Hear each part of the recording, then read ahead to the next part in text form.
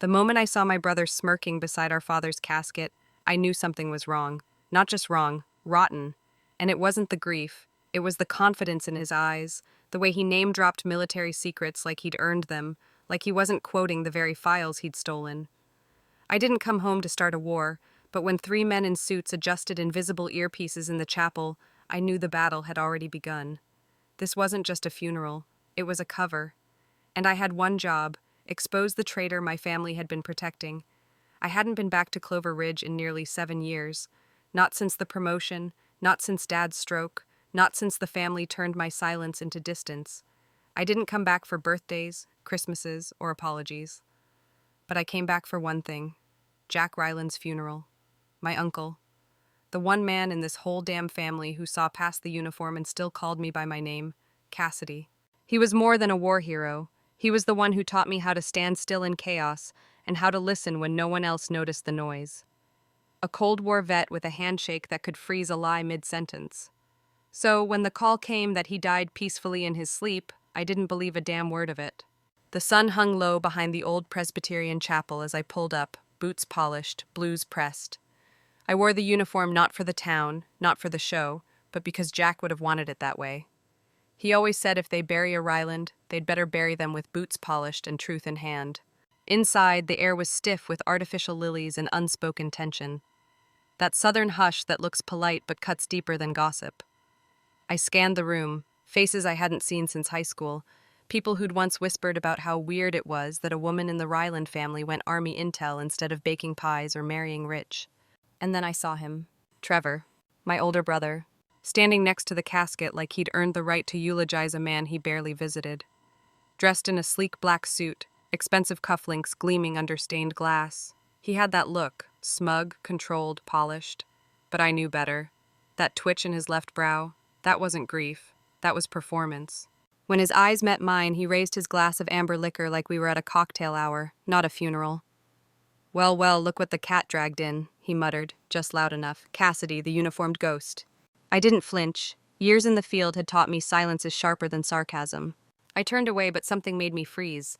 There, 3 rows ahead, was a man in a dark suit, too fitted, too still.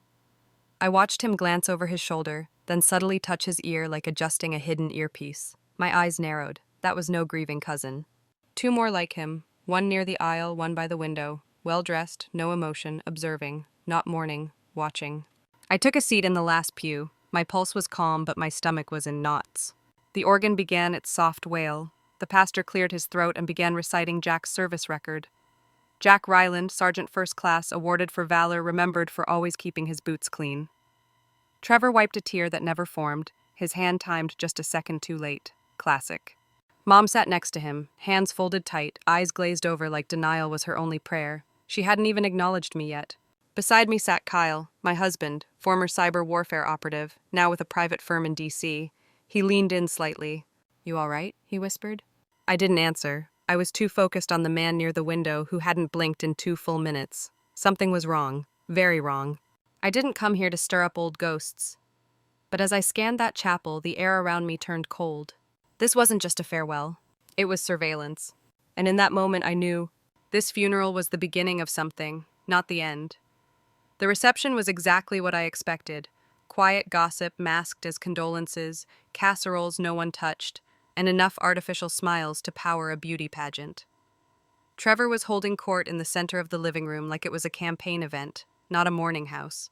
Every toast, every story, performed, curated, calculated. Kyle offered to stay behind and play social buffer. He knew I needed space. I slipped out the back door, letting the screen click softly behind me. The wind had picked up, carrying the scent of cedar, gasoline, and old memories. My boots crunched across gravel as I crossed the yard to Uncle Jack's shed. It looked smaller now, like grief had shrunk the building too. But everything about it was exactly as I remembered. The dent in the left corner panel, the old Marine Corps sticker peeling near the lock. This place wasn't just his workshop, it was his vault, his second mind. I stood in front of the locked door, reached beneath the 3rd brick on the right, and found it. Same rusted key, same weight in my hand. He always said, "If you need it, you'll remember where I left it. If you don't, you were never meant to find it." The lock turned with a stubborn groan. Inside smelled like oil, dust, and paper. Not the sterile scent of forgotten tools, but something lived in, something watched. The workbench was cluttered, but not messy. Drawers half open, labels peeling off old files, maps with thumbtacks, a disassembled radio set next to a taped-over folder. But something felt off. There were outlines on the pegboard where tools had once been. Precisely 3 were missing. A wire cutter, a small socket wrench, a laser pen. Jack never left gaps like that, ever. I moved to the back wall, crouching beside a cabinet that looked like it housed old engine parts. I remembered this from years ago. Behind the bottom drawer, hidden beneath a false panel, was a lock I'd only seen him open once when I was 17. Back then, he made me turn away when he punched in the code. What he didn't know was, I memorized it by sound. 4 tones, pause, 2 more, click. I typed it in. The cabinet snapped open with a soft mechanical hiss. No guns, no cash, just paper. Folders, dozens of them, some old, some crisp, some labeled by hand in blocky red marker, others with typed tabs. I grabbed the one closest to me, Operation Crimson Ledger. I froze. That was the name Trevor had dropped at the chapel. I flipped through, photocopies, no originals, no seals, no signatures. Pages were out of order, some upside down, some with water damage. This wasn't Jack's way. Someone had tampered with this, or worse, swapped it entirely. I dug deeper, pulled open another folder. Same deal, all copies, no chain of custody. The real files were gone, and whoever took them didn't have time to cover their tracks. I stood, slowly scanning the floor, and that's when I saw them. Boot prints. Not Jack's. Too large, wrong tread, fresh enough to leave faint smudges in the dust near the workbench. Someone had been here, recently, and not for a nostalgia trip. I snapped photos of everything. The folders, the safe, the scuff marks. Then I reached for a plain manila envelope tucked behind the radio. On the front, Cassidy, if you find this, it means I couldn't stop it in time.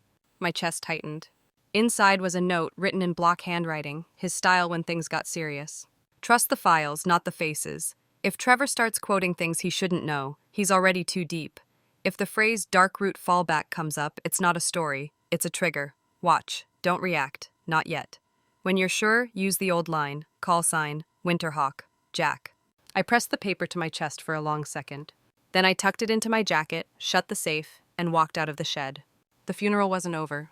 But the mission had already begun. The air inside the Ryland house was heavy, thick with fried chicken grease, wilted flowers, and the unspoken grief of people who didn't really come to grieve. Cousins I hadn't seen in over a decade hovered around casseroles, avoiding eye contact, while church ladies recited sanitized memories of Uncle Jack, memories that didn't reach the marrow of who he really was. I walked in through the back, quiet, unnoticed. Kyle met my eyes from across the room. He gave a small nod but didn't speak. He knew the look on my face meant something had shifted. Then I saw Trevor. He stood near the fireplace, brandy in hand, surrounded by a half-circle of listeners. He was telling a story, loudly, too loudly. And that's when Jack told me about the Crimson Ledger, those old intercepts he ran during the Cold War. You know, files so sensitive they were burned before they were ever stored. My stomach dropped. That phrase, Crimson Ledger, again, he was using it like a party trick. People chuckled politely. A woman beside him, curvy, brunette, touched his arm like she thought it was charming. Maybe to the untrained ear it was, but I knew better. Uncle Jack never spoke about Crimson Ledger, not in front of strangers, not even in front of family, except for once, with me. That wasn't a story. That was a test. And Trevor had just failed it. I moved in closer, staying near the edge of the room, behind the drink table, my pulse steady, my ears sharp. Then he told me, Trevor went on, that the whole thing fell apart because someone triggered a dark root fallback. Dark root. My eyes snapped to Kyle. He had heard it too. That was the phrase in Jack's note, the trigger, the signal. My brother wasn't reminiscing, he was broadcasting. Dark root fallback, Trevor repeated, swirling the liquor in his glass. He said it was the kind of phrase that cleared rooms in Berlin. Someone laughed. Another murmured, I thought that was just a myth. Trevor leaned in, dropping his voice like he was sharing gospel. Not a myth. Jack trusted me with it. I was the only one he ever told. That was a lie, and a dangerous one. He was fishing, for recognition, for reaction. He was trying to see who in the room might know what he'd stolen. Kyle appeared beside me, holding 2 glasses of water. You look like you're about to tackle him, he whispered. I should, I muttered. He's quoting code phrases from a file he never read. Kyle handed me the glass. Are you sure he didn't see it before you got to the shed? I shook my head. Even if he did, he wouldn't know what those references mean. Not without help. which means someone's been explaining them to him. Kyle's jaw tightened. You think he's baiting someone? I think he already has. Trevor raised his glass again. To Uncle Jack, he said, a true American who knew how to keep secrets and when to share them. And just like that, the woman beside him slipped a folder into his hand. Smooth, silent. He tucked it beneath his arm and didn't break stride. I caught a glimpse of the label. Ryland Estate Holdings. He wasn't toasting a legacy. He was transferring one. And the worst part? He believed it was his to take. I stepped back into the hallway. My heart didn't race, but my hands were already reaching for the secure device I hadn't touched in 2 years. Kyle followed. What now? He asked. I looked him dead in the eyes. We make the call. We stepped into the car like we were just tired guests heading out early. No one noticed. That was the plan. Kyle slid into the driver's seat, watching me carefully as I pulled the satellite device from the glove compartment. It was cold to the touch, black, rectangular, government-issued. The kind you weren't supposed to keep after your contract ended. But I had, because Jack told me to. I powered it on. The boot screen flickered, then a red prompt, multi-channel clearance required. I took a deep breath and keyed in the string I hadn't spoken out loud in years. Ryland Cassidy, clearance Echo 9, confirming access code 17 Delta, invoking protocol Winterhawk. There was a pause, static, then a click. A woman's voice came through, clipped, trained, government-grade calm. Command confirmed, FBI intake, secure line, identify and proceed. This is Cassidy Ryland, former intelligence advisor, ID 947 Baker. Visual confirmation of civilian asset quoting restricted Cold War terminology. Operation Crimson Ledger. Suspected data breach. Suspected network reactivation. Location, Clover Ridge, Wyoming. Another pause, then. Do you have possession of compromised materials? Not the originals, I said. But I have photos of the forgeries. And I have a voice print. The suspect is using phrases like dark root fallback and Crimson Ledger in a public setting. Suspect name? Trevor Ryland, my brother. Saying it aloud still scraped like sandpaper. Are you in a secure location? Not yet. We're at the funeral reception. Civilian density is high. I don't trust local law. Requesting tactical or forensic response. Understood. Geolocation ping initiated. Give us a 10-minute window. Do not engage. Do not confront. Can you secure the decoy file on site? It's already placed. Originals are off-site. Triple encryption. Dual key access. Redundant backup with timestamp. A beat passed. Then her tone shifted slightly. Cassidy Ryland, based on prior clearance and verified history, you are authorized for Shadow Protocol 6. You are to maintain observation only. Do not escalate. Confirm? Confirmed, I said. We'll stay out of sight. You'll be contacted with call sign verification. Winterhawk, team is inbound. And then, after a pause that felt like it held history, thank you for honoring your oath. The line dropped. I exhaled for the first time in what felt like hours. Kyle was silent, eyes on me. They're coming? He asked. They're 10 minutes out, I said. No lights, no sirens. Standard federal approach. He gave a slight nod, then, you trust them? I looked straight ahead. I trust Jack. We sat there watching the house across the lawn. The windows glowed with warm light. Laughter inside. Chatter. The sound of whiskey glasses and stories people didn't deserve to tell. Inside that warmth stood my brother, grinning with someone else's secrets tucked under his arm. But out here in the cold, I had the truth. And a mission. And in 10 minutes, the silence he'd buried himself in was going to crack wide open. Kyle shifted beside me. So what happens after they get here? I clenched the SAT device in my palm. We let the funeral end, I said quietly. We let him think he won. And then I looked at him. And then we give the ghosts their say. 10 minutes never felt longer in my life. Kyle and I stayed parked across the street in quiet stillness, watching the Ryland house like a pair of ghosts in uniform. I kept one hand on the SAT phone, the other gently tapping my knee, counting my own heartbeat. Then we saw it. A black SUV glided to a stop behind the old maple tree by the sidewalk. No lights, no sirens, just precision. Clean, quiet, exact. Another pulled in behind it. 4 agents stepped out. No sunglasses, no rifles drawn, just suits, earpieces, and the kind of movement that screams federal without saying a word. 2 flanked the side of the house. 1 held a narrow case, equipment maybe. The 4th walked calmly up the front steps. I saw him flash a badge, Department of Justice. Kyle leaned forward. They move like a SEAL team. They move like people who've rehearsed this before breakfast, I said. From the car, I had a perfect view of the main windows. Inside, nothing had shifted yet. Guests were still milling around the kitchen island. Someone was slicing pie, a toddler ran past holding a balloon. But at the center of it all, Trevor stood tall, drink in hand, talking about Jack as if he were inheriting a legend. His mouth moved like a preacher, His hand gestures were animated, too animated. Then I saw it. One of the agents slipped through the front door, gestured discreetly toward the hallway. Another came in from the rear. The room didn't explode, it didn't panic, but I could feel the ripple. It started with confusion. A glass clinked too hard on the counter. A conversation paused mid-sentence. A cousin looked toward the foyer with a furrowed brow. Then the man with the case cracked it open. I couldn't see what was inside, but whatever it was, it made Trevor freeze. His posture changed. His right hand went to his inside pocket, not for a weapon, for something small, a phone, a drive. Don't you dare, I thought. The agent near the side exit made a hand signal. The man with the badge moved in tighter. Within seconds, they closed the circle. No cuffs, no shouting, just presence. Trevor raised his hands slowly, like he'd rehearsed it in a mirror. My mother stood by the fireplace, her face pale, fingers twitching at the hem of her cardigan. Kyle turned to me. Why aren't you going in there? Because I'm not the one they need to see right now, I said. He started this. I just lit the signal. Inside, Trevor tried to smile, tried to talk his way through it. But the agent didn't budge. A calm discussion began. One of those, you know exactly what this is about conversations. Guests were being escorted out, quietly. Some resisted, most didn't. The energy had shifted, dramatically. I spotted the woman who'd been on Trevor's arm earlier, the same one who'd handed him the folder. She pulled out her phone, started typing fast. One of the agents saw it, a swift motion, phone into a Ziploc bag, confiscated. She didn't protest. She knew what this was. The door opened again, and this time they walked Trevor out. Still no cuffs, but his shoulders sagged like the weight finally hit him. The swagger was gone, replaced by something bitter and quiet. His eyes scanned the lot, then stopped on me. I didn't look away. Neither did he. As they moved him toward the SUVs, the crowd parted. Not like people giving space to grief, but like civilians making way for something far bigger than them. Kyle and I stepped out of the car, walking slowly, deliberately across the parking lot. Not to cause a scene, just enough for people to understand. I wasn't just a guest. We stepped through the front doors, and there she was. My mother. She turned, her eyes widened, her lips parted, but no sound came out. The room fell into that eerie post-storm hush. She looked at me, then at the open door where Trevor had disappeared, then back to me. "What did you do?" she asked, her voice cracking, not with anger, but with something worse, fragile confusion. I met her eyes.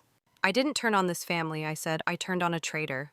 The words hit like a drumbeat in that silent room. Somewhere behind us, someone whispered, "She knew." My mother blinked, like her compass had just spun out of control. Then her shoulders sagged. I walked past her. There was still one more truth left to face. The house was quiet now. Not the kind of silence you get after guests leave, but the kind that lingers after truth detonates. A silence that sits with weight, like grief, like guilt. I stood alone in Uncle Jack's bedroom. Everything in it looked untouched, like he might walk back in at any moment and grumble about someone moving his boots. The walls were still lined with books, old war histories, field manuals, and one worn copy of Meditations by Marcus Aurelius, his favorite. He used to say, "Philosophy won't save your life, but it'll keep your spine straight when everyone else is bending." The closet door creaked softly as I opened it. My dress uniform hung exactly where I left it after the funeral. My fingers moved instinctively to the inside pocket. There it was, the keyring. 6 dull brass keys, each filed differently. Jack had handed them to me 9 months ago without a word, just pressed them into my palm and nodded. Back then, I didn't know what they meant. But now? Now I understood. I began opening drawers one by one. Most were filled with old socks, photographs, letters from fellow Marines. Then I found it, tucked beneath the false bottom of his desk drawer, a hidden lock, just like the one in the shed. I tried 5 keys. The 6th slid in like it belonged there. Click. Inside the compartment was a single manila folder, a small zip drive, and an envelope with my name on it. My hands trembled as I opened the folder. At the top of the document, Project Crimson Ledger, contact roster, revised. The pages were faded, time-stamped from a military base I didn't recognize. Below the header, 20 names, some scratched out, some circled, some with clearance levels next to them. I read each one slowly, carefully. Then I saw it. Trevor Ryland, Tier 3 support, unconfirmed, approached, 2006, flagged, potential breach, 2021, monitor. My lungs stopped moving for a second. Jack knew. He'd been watching Trevor for years, not confronting, not accusing, waiting, collecting, observing. There was more. A list of handshake contacts, informants, Cold War sleepers, most crossed out with a thick pen, but 3 had local addresses, Georgia zip codes. And at the very back, wrapped in black electrical tape, was a folded note. Jack's handwriting. If you find this, it means he knows you're close. Don't stop. Don't trust local law. If you must escalate, use the call sign, Winterhawk. My chest tightened. Jack hadn't just suspected. He'd prepared for this. For me. He didn't trust the system anymore. Not the VA, not the local feds, not even the army. He trusted me. Not because I wore the uniform, but because I listened when others talked, watched when others waved it off. I placed the zip drive into my jacket pocket, then picked up the envelope with my name. Inside was a letter, creased, worn, like it had been folded and unfolded a dozen times. Cassidy, if you're reading this, I didn't get the chance to say what I should have. You were always the quiet one, the one who listened before speaking. That's why I left this to you. I've done things I'll never get a medal for, but I sleep at night because I made peace with my choices, and you will too. If this truth brings pain, remember, a soldier doesn't stand for applause. He stands because it's right. Sometimes that means standing alone. And if you're the last one holding the line, hold it with honor. Jack. I didn't cry. Not because it didn't hurt, but because the letter wasn't written for tears. It was written for clarity. For mission. Downstairs, Kyle waited by the front door. He saw the drive in my hand and gave a small nod. I'll prep the transfer, he said. I looked at him steady. Once we upload this, it's out of Trevor's reach for good. Kyle placed a hand on my shoulder. So what now? I took one last look at the photo of Jack on the bookshelf. Young, uniformed, eyes full of stubborn fire. We give the evidence to the right hands, I said. And then we do something harder. Kyle raised an eyebrow. What's harder than this? I swallowed hard. We tell the truth to my mother. Some truths don't come with comfort. They come with clarity. Cassidy didn't set out to destroy her family. She set out to protect the part of it that still stood for something. In a world where silence is often safer than standing up, it takes a quiet kind of courage to say, I won't let loyalty be used as a weapon. Maybe that's the hardest kind of strength. Not the kind that kicks down doors, but the kind that opens them to light, even if you have to walk through alone. If this story stayed with you, share it. Someone out there might need to hear that honor still matters. And if you've ever had to choose between keeping the peace or keeping your soul, we hope you found something here to hold on to. You're not alone. This is Sweet Revenge, Happy Ending, and we'll see you in the next one.